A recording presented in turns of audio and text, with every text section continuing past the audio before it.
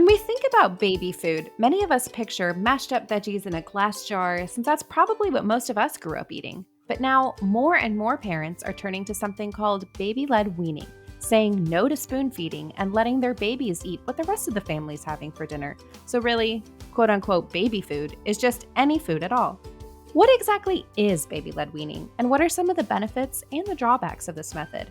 I'm talking with an expert and a panel of moms today who are here to share their experiences and advice to help you decide whether this is the right method for your family. This is Newbies. He's gorgeous. It's a girl. Surprise! The whole family's here! So when are you having the next one? It's just poop. Ready for another? Wow, you look really tired. Ready to go back to work? Yellow poop? Seriously? Did you sterilize this? Sex? Now? You've got to be joking. You should sleep when the baby sleeps. She doesn't look anything like you. I thought you already had your baby. I did.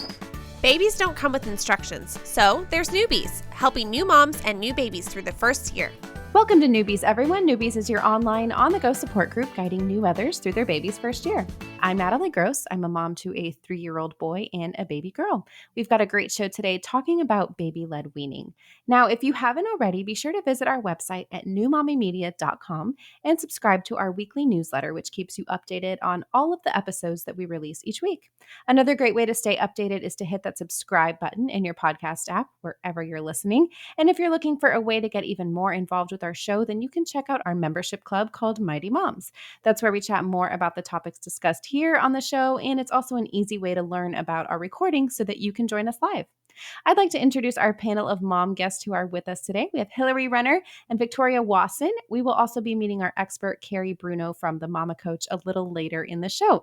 Mamas, thank you so much for being here. Let's kick it off with some introductions. Tell us about you, your family, and your experience with baby-led weaning. Hillary, do you want to kick us off? Sure. My name is Hillary Renner. I am a mom of 2. I have a 3-year-old girl and a just turned 1 little girl. And I did baby-led weaning with both of my girls. So I definitely would not say that I'm an expert because every baby does things so different. But yeah, I'm excited to be here and to talk about it a little bit. Awesome. Thanks so much for being here. Victoria, what about you? My name is Victoria Wasson. I'm a 32-year-old wife and mother of 2 living in Harpers Ferry, West Virginia. I work full-time in finance, and my husband and I have been married for 10 years in May. 2 beautiful redheads. We have Reagan, my daughter. She is 5. And Liam, my son, will be 2. My husband and I decided on baby-led weaning after I had read about it in a mom's group on Facebook, and then I did research about it. Both of us at the time were we were both commuting over an hour each way to work. So it was kind of a perk of it to just feed my baby what we were already eating. Both kids enjoyed it. And then my daughter from the day she turned 6 months, and then my son was about 7 months because he was not able to sit unassisted until then. Okay. Yeah, well, I was going to ask when in your parenting journey you guys found out about baby-led weaning, and how did you ultimately decide it was right for you and your baby? So Victoria, that sounds like you already answered my question. So Hillary, what about you? Did you know about this during pregnancy or after you'd already had the babies? You know what? That's a really good question. And I was trying to think about that, like prepping, like just thinking about this, recording this, and I really don't remember. I knew before we started any foods at all with Ellie, my 3-year-old, that I wanted to do baby-led weaning. And I think most of my information and like the influencing, if you will, came from like Instagram. There are a lot of really good accounts out there that are like baby-led weaning forward. And I was also breastfeeding. So a lot of those accounts really like mesh those 2 things together really well. And it worked out for us. It also just so happened that my daughter turned 6 months old in April 2020. And we all know what we were doing in April 2020, which was, nothing. So it worked out that like we could be home and we didn't have to worry like too much about, taking her out places and that kind of thing. Like we were able to be home in like a really controlled environment to try this. So it worked out really well for us. Great. Did either of you get any pushback from pediatricians or, weird looks from grandparents or people who may have expected your baby to eat mashed up foods instead? So yeah, I definitely got some side glances from the pediatrician. And then, of course, my mother-in-law was not very on board, and she actually watched our kids 2 days a week, so that was kind of a struggle. She really had never heard of it before, so we really kind of had to train her to say, this is what we're doing. This is how our kids are going to eat. You just have to make sure that it's like finger length and that it's not like something perfectly round that they could choke on. But I mean, it's kind of a learning process because I mean, we as parents, we were still learning as well with our first with Reagan because I'd never done it before and I'd only read about it on the internet in the moms groups. And so it's a lot of training and trying to get family on board with it when it's not the quote unquote norm for everybody around you. Mm-hmm. It's interesting you mentioned the pediatrician kind of gave you a sideways look because my daughter just turned 6 months and I took her to the pediatrician and they were like, all right, is she eating table food now? Like, is she eating what you eat? And I was like, oh, okay. Like, I guess she just turned 6 months, like 2 days ago, you know, I was going to ease into it. And they're like, nope, just feed her what you eat. Just feed her anything. And I'm like, oh, okay. So I was kind of surprised it was the opposite of what I had expected. Hillary, what's your experience? My pediatrician was so kind. And like we had a lot of issues starting out with Ellie with weight gain. So at that point, I just felt like my pediatrician was a really good mom friend that I could just like talk about anything with, which was really great.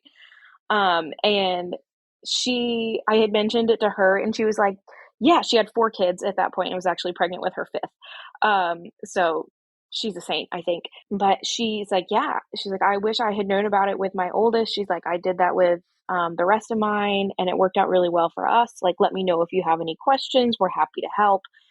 You know, and that was, she said, just don't give her any honey and watch her salt. And I was like, all right, girl, we can do this. As far as like grandparents went, my mother-in-law was like super into the baby food thing. So it was hard for her to get where I was coming from. And I really tried when we didn't live near them. And like I said, it was kind of during the pandemic, so we didn't see them a lot. But whenever we were with them, I just didn't want to deal with the confrontation, frankly. And I just like fed her things that were like, quote, acceptable baby table foods, you know, like, oh, we'll have oatmeal today and applesauce. And, you know, like, so it was still table food, but it was, you know, like what seemed to be a little bit more acceptable. My parents, when we started feeding Ellie, doing baby-led weaning, we went out to visit them. And this was like one of the big mom fails that I remember in my first year of parenting. Because we went out to eat and we went to a Mexican restaurant and I was like, oh, well, you know, we'll get her like some refried beans, and rice. So girl is like chowing down, right? And she's having a great time. And then she starts screaming. And I was like, what in the world? And I could not figure out what it was. Well, the beans were really spicy and I hadn't tasted them. So I was like, oh no, I'm so like, I felt so bad. So I was like, that was one of my big mom fails in the first year. But like my parents were super like, you know, whatever works for you guys. And if you think that that's what's best for your family, then by all means do it. And we'll support you as best we can, which I really appreciated. Mm-hmm.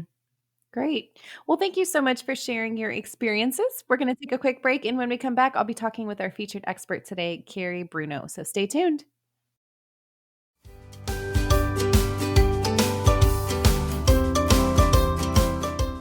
We are continuing our conversation today on baby-led weaning. I am excited to introduce Carrie Bruno. She is our featured expert today. She's a registered nurse, lactation consultant, and founder of the Mama Coach. I'm going to let her tell you more about that company. But basically, it's designed to guide families through every stage of their parenting journey by providing evidence-informed education infused with non-judgmental support, compassion, and empathy. And Carrie is coming to us from Calgary, Alberta, Canada today. So Carrie, welcome to Newbies. Yes, thank you so much for having me.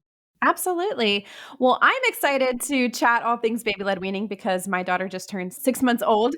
So I'm in this stage of life right now. So in your opinion, what are the benefits of baby-led weaning for parents and baby? I think that the biggest benefit is that it's what we call responsive feeding. And so I'm a lactation consultant, and I believe that responsive feeding actually happens from the very beginning. We can be doing this even with our babies with milk. And so first off, what responsive feeding is it's teaching our children to listen to their bodies. So I eat when I'm hungry and I stop when I'm full.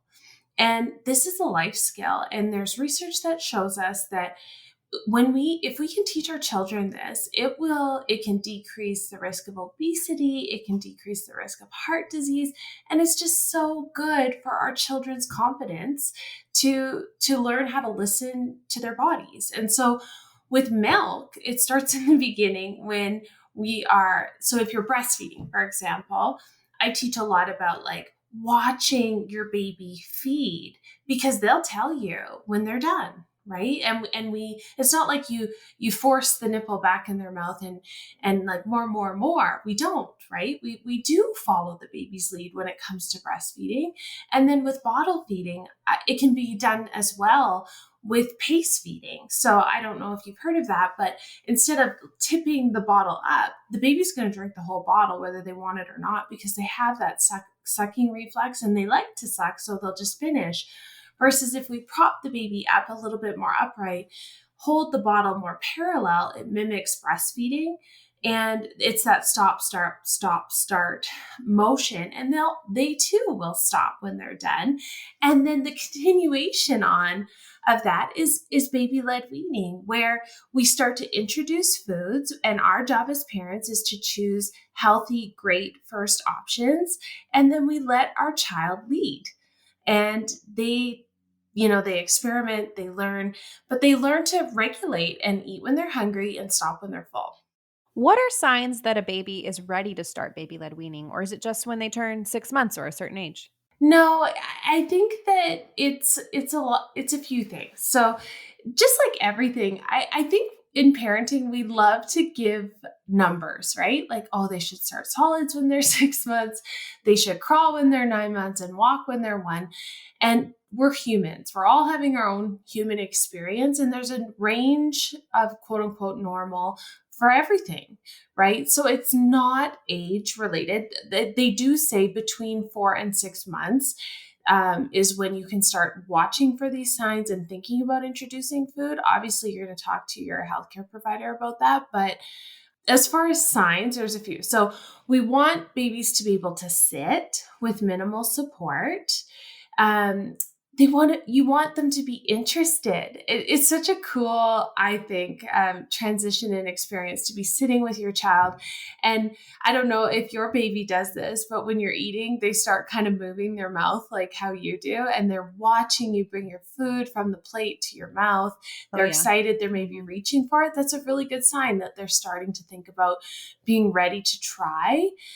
Reaching and grabbing, so the child can reach, pick up objects and bring them to their mouth independently. Head control, this is a big one. They need to be able to hold their head upright and steady. And obviously that's like a safety thing. I always think back to my grandpa when my son was little, like he was like barely holding his head and of course fussy and not sleeping great. And it was my grandpa's, like, he thought he needed pablum. And I'm like, Grandpa, he can't even hold his head. But anyway, it's definitely that needs to be there. They need to have head control. They need to be able to open their mouth wide. And then they need to have that loss of the tongue thrust or extrusion reflex.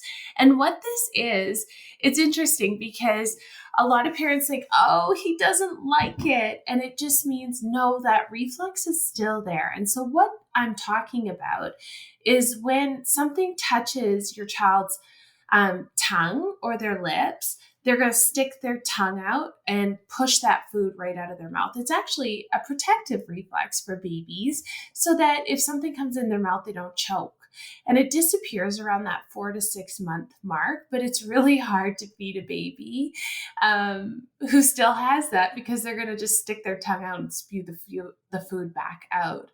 Milk's different because if you think about how a baby drinks milk, breast or bottle, that nipple is not resting on their tongue. it's resting on the roof of their mouth. So they bypass that reflex. It's different.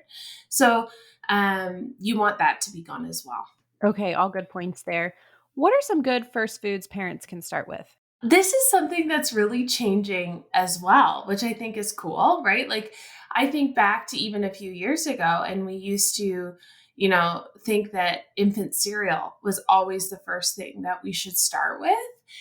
Now we know it's not so much about like what we're offering.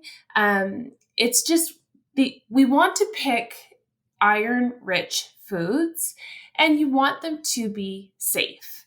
So it really, like, lots of people start with just exactly what they're eating, but just in a baby safe version, meaning like you're not going to give your child something that they could potentially choke on. And what I mean by that is maybe you steam it, maybe you cut it into strips. Like, some examples are like, you could give your child a chicken drumstick with the skin removed and let them experiment. You could give your child, like, you'd remove the gristle, like say you slow cooked or pressure cooked ribs and remove the gristle. You could let them learn to pick it up, bring it to their mouth. It's full of nutrition, and it sounds wild to a lot of people, but it really can be the foods that are already on our plate. So like a fried egg that's like sliced and stripped or scrambled, sweet potatoes that are steamed or baked, salmon. There's just lots and lots of options. Toast with meat puree spread on them. Like, it doesn't have to be, we go from, what is it, like the kind of that version of they have infant cereal and then we start vegetable purees and then we start meat purees and then we start fruit. It's not like that. It's just about offering a variety and let safe foods and letting them experiment and try. What are some good things to remember when you talk about making them like baby safe, baby proof, right? So I've heard like finger length, maybe if you're cutting something into strips, like meat or something like that. So they can eat a lot of what we're eating. We just have to do a few extra things to make sure it's safe, because as adults, we can handle small pieces and we can handle crunchy foods because we have teeth and we have practice. Babies are different. You want to cut food into strips roughly the size of like one of your fingers. And if you notice that your baby is like gumming the food and kind of breaking it down into smaller pieces, trade them for a full piece. You want the baby to be able to hold the piece of food in their hand while some of it is sticking out the top of their little fist. And if you are offering strips of like slippery food, you could even try like leaving the peel on one side. Like, for example, if they're having mango, you could leave part of the peel on so that they can hold on to it and it's not going to slip. And the last thing is that foods offered needs to be able to pass like what I call the squish test. So can you easily squish it between your two fingers? If the answer is yes, then that tells us that the food is soft enough for that your child, who doesn't probably have teeth or enough teeth to actually chew and break down food, it will dissolve in their mouth. And so I think when we're learning this as parents, we want to cut the food as small as possible, thinking then they won't choke. It's actually the opposite. You want it to be long enough, big enough that they can hold on to it and gum it. Because sometimes if we give them really small pieces, they're at risk of choking, which leads me to kind of the choking versus gagging. Yes, this is so good. I can't tell you the amount of times I, pulled up my phone just in case I had to call 911 with my son. The gag was horrible. I know this. It's something I think that starting solids with your child is so exciting, right? I loved it, but it's also nerve-wracking because you're scared they're going to choke. And so gagging is a normal reflex, and our babies, our kids, they actually have a heightened gag reflex to help prevent them from choking. And so if your child starts to gag, the back of their throat actually closes, which usually forces that food to the front of their mouth so it can come out. And so if your child is gagging, it's actually best not to interfere, because if you scare them, it could lead to choking. So you want to stand close and be ready to assist them if they needed you. So if your child's gagging, what would it look like? They're going to open their mouth and kind of stick their tongue out, and their face would appear red, and they're going to be coughing and sputtering. And so if they're doing that, you're letting them do their job. That's what they're doing, is they're going to spit that food out. Versus choking, on the other hand, it's a lot different. This is when your child's airway is either partially or fully obstructed, which impacts their breathing. And this is where we need to help them as parents. And it isn't often. Like, the research with baby-led weaning, if you're doing it properly, introducing soft foods and watching them, they're not more likely to choke than if you do purees. It's okay to do baby-led weaning. It's not unsafe, but you just want to be careful in terms of making sure that the food is soft when you're introducing it. But signs of choking is they look terrified, they're scared, and they're not making noise, okay? If they're wheezing or they're quiet, they need help. And if you were to experience that, you would call 911 or your emergency number ASAP, and you would start first aid. But the likelihood of this happening is not, I don't want to scare people. I just think it's an important skill set to have as a parent, to take a CPR and choking class, because then you can kind of know you have the skill, put it in your back pocket, and then just go back to enjoying introducing new foods to your baby, if that makes sense. And maybe I should just talk about a few things like that aren't great to offer as first foods. And so one thing is like nut butter. So it's a great option. Like we know now that we don't want to wait to introduce nut butters like peanut butter. Obviously, this is something you want to talk to your family doctor about, because if you have risk factors, it's a bit of a different story. But you don't want to put like thick chunks of nut butter on anything. Thin coats on like a toast strip would be ideal, but you don't want chunks of nut butter, because think about how sticky it is, right? It's hard to move that around in their mouth. Raw vegetables, chunks of raw vegetables, also not a great idea. Chunks of meat or cheese, you would be better to give, like if you're, for example, meatloaf, like a strip of meatloaf versus small chunks. Dried fruit, harder sticky candy, which I don't think anybody's offering that as first food. Hot dogs, just because they're like the size of the child's airway, right? They're a risk, a choking risk. Popcorn, like nuts and seeds, whole peanuts, whole grapes. You want to slice them. You want to peel them. Those skins are hard. Like even thinking about blueberries, right? Super healthy, but they are not a great first food whole because of the risk of choking. You would be better to squish them so that they pass that squish test, cut them and squish them, and then let the child pick them up and eat them. Okay. Thank you so much for sharing this important information, Carrie. We're going to take another quick break and then bring on our moms, Hillary and Victoria, back into this conversation.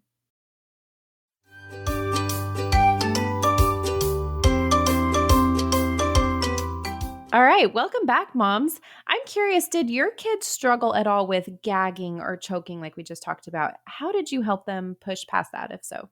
I was super paranoid about it. Just being a nurse and being like a CPR instructor and everything. Like, honestly, I was very paranoid, probably more than I should have been. My oldest, Ellie, she gagged a lot. And maybe I just wasn't as well informed about like, sizes and shapes of things, like we've talked about, but she gagged a ton. And I always my heart would start racing a little bit whenever it happened. But Lena, my 1-year-old, I can only think of maybe one time that she gagged. Maybe one. And I don't the girl loves food. So like I don't know. She always was like gung ho for it. And I was like, all right. But yeah, that was one thing that I was super nervous about. Yeah. It always scared me with my son too, and I thought it was normal that every baby just gagged, and so that's what I would tell all my mom friends, and then come to find out it's not everybody's baby, and so I didn't know if Right. I was doing something wrong. So, Victoria, what's your experience with that? So I completely agree. Like it is scary. It gives you anxiety. I felt like in my husband and I's relationship, like he was always super paranoid about it. And like if the kid even make a noise, it's like, oh my gosh, they're choking. And I'm like, no, they're still making noise. So Mhm. we're still good. And I think to me, I had to keep reminding myself that, okay, I've got to overcome not only my fear, but my husband's fear as well. So I was like, I need to be the strong one and be like, okay, we're going to focus. Like, they're still breathing, they're still making noise. My daughter did gag quite a bit. With my son, I think we only had one choking incident, like actual choking incident, but they're so good. And I think we forget how resilient our kids are that Mhm. they automatically have that reflex to get it back up.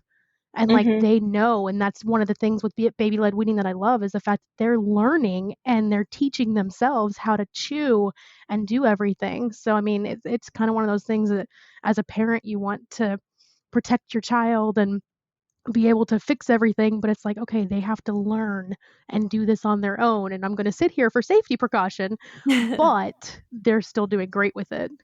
Yeah. Yeah, and you think about like when they're learning to walk too, like you don't like prevent them from falling. I mean, you do to an extent, but like you let them experiment a little bit. Like they stand up and then they put their Mhm. hands off the couch and then they reach for another thing, and like you're there to keep them safe and like Hmm. be a boundary and be a guard if they need you, but like you're still encouraging them to develop that skill on their own.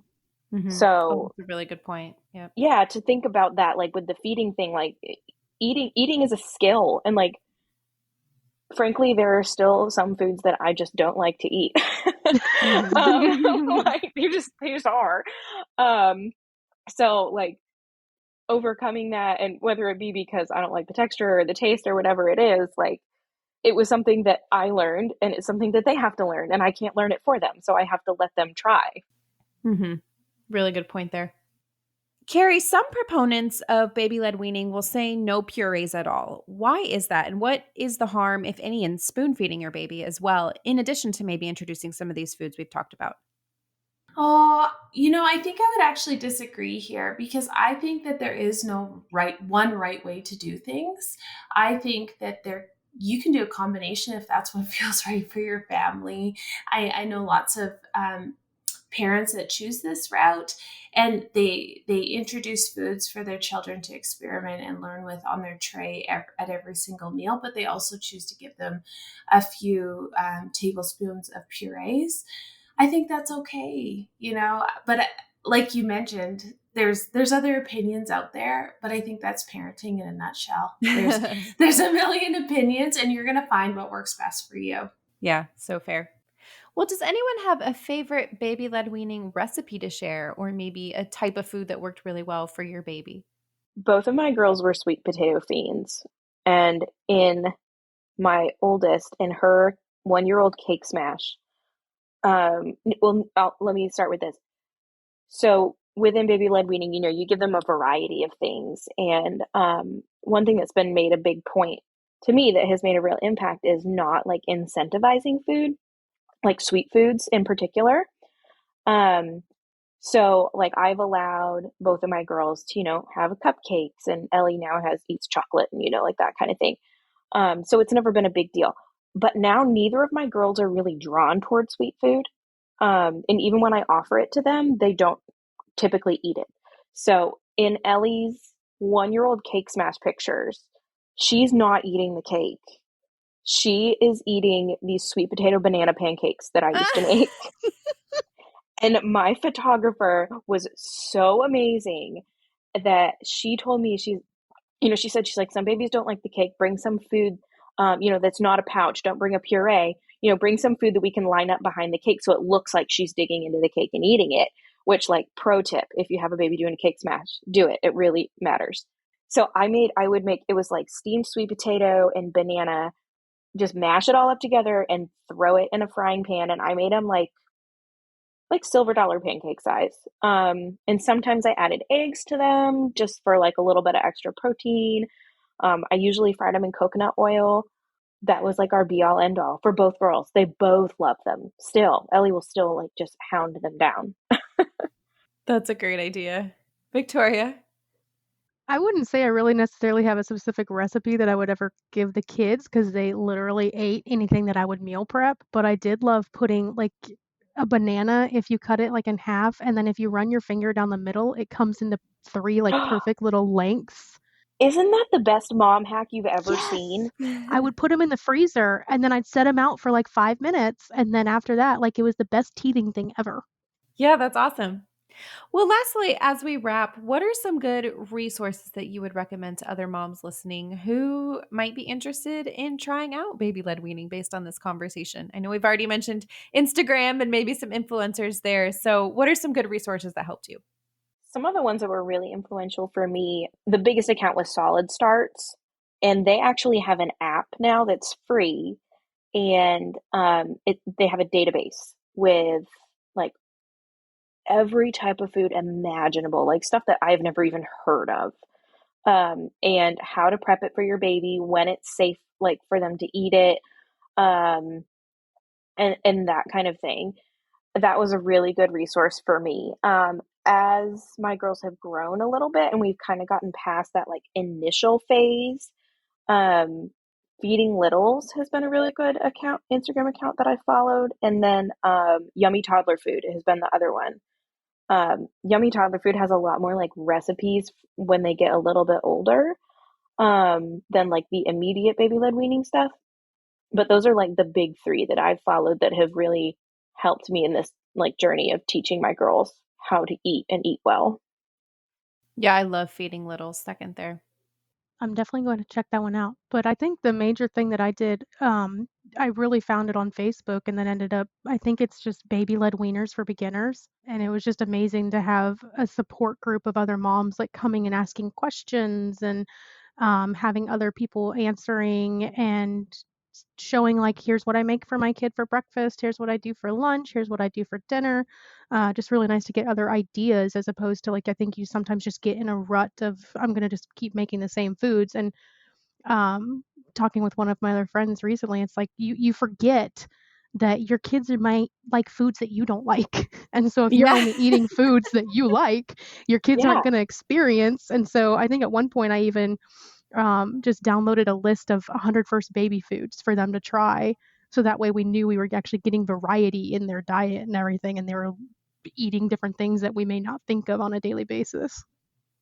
That's such a good point, Victoria. Yeah. And thinking about foods like a little bit unconventionally too was something that kind of took me by surprise. Like, I don't remember where I saw it, but this lady was like, why can't you serve cherry tomatoes with breakfast? I was like, oh, Yeah. there are no food rules. I can give them cherry tomatoes with breakfast, like whatever, who cares?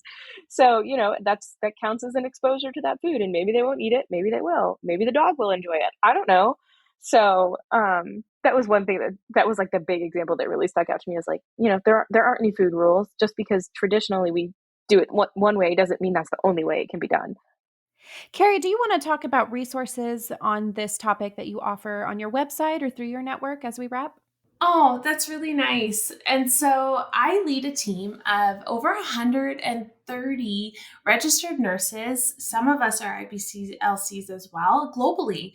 And we offer a starting solids workshop. So we do it in a group setting online, we do it in person, but we also do one-on-one sessions. So say you're the parent where you're like, I'm not sure how I want to feed my baby. I feel really nervous about it. We can do that for you. You can reach us through our website. You can see the map and find your closest mama coach.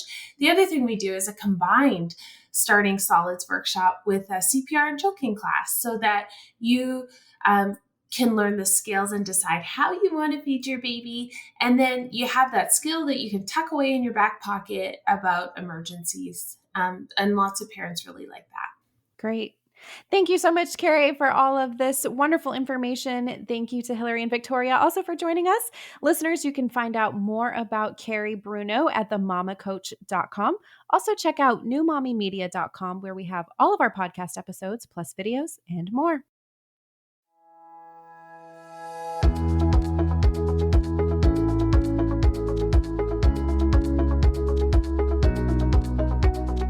That wraps up our show for today. We appreciate you listening to Newbies. Don't forget to check out our sister shows, Preggy Pals for expecting parents, Parent Savers for moms and dads with toddlers, the Boob Group for moms who give breast milk to their babies, and Twin Talks for parents of multiples. Thanks for listening to Newbies, your go-to source for new moms and new babies.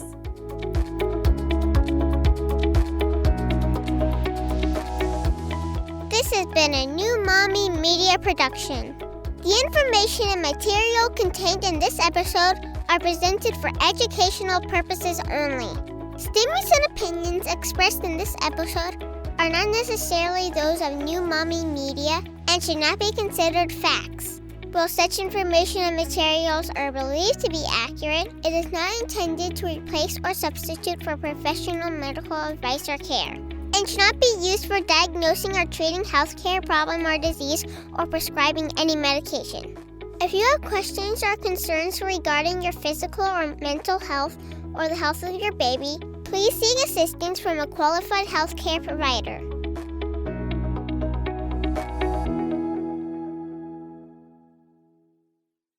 Hey mamas, don't forget to check out Mighty Moms. It's our online community built for new moms just like you. Not only can you connect with other moms, but you can also join us backstage for special mom-only online events. And you'll also be notified when we're recording, so you can join us as a special guest. Visit our website, newmommymedia.com, and click on the Mighty Moms banner. It's free. That's newmommymedia.com. See you there.